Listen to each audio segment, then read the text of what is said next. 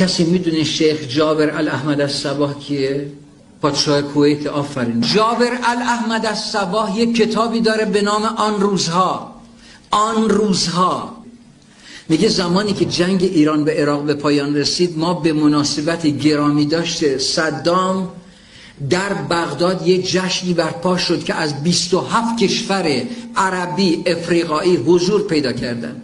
این جشن 7 روز طول کشید. گفت روز 4م من گفتم که اجازه بدید من برم کشورم، یک کسی منو برسونه فرودگاه. صدام برگشت گفت شیخ کجا؟ خودم رانندت. گفتم نه یه راننده بیاد. گفت نه خودم راننده شیخ. گفت یک رولز رویس آوردن، صدام نشست پشتش، منم کنارش به سمت فرودگاه. گفت وسط راه من گفتم که حضرت صدام اجازه بدید ما این جشن رو هم به مناسبت شما در کویت برگزار کنیم، قدم رنجه کنید اونجا در خدمتون باشیم. برگشت نگاهی به من کرد گفت حتما شیخ، حتما میای، کویت که خانه ماست، به زودی. گفت من نفهمیدم کویت که خانه ماست یعنی چی.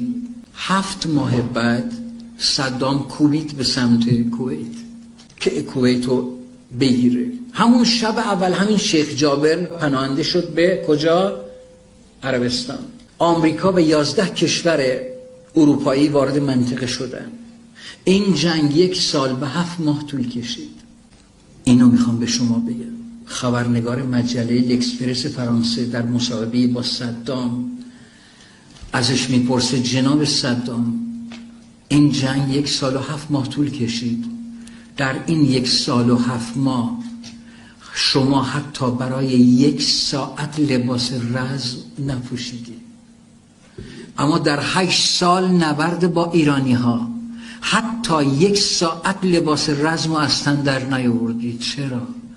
پاسخ عجیبی میده توی این کتاب.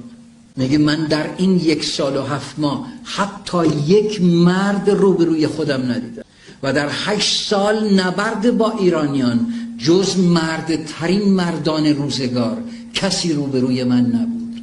این یعنی عزت یک ملت. اینو افتخار کنید به خودت.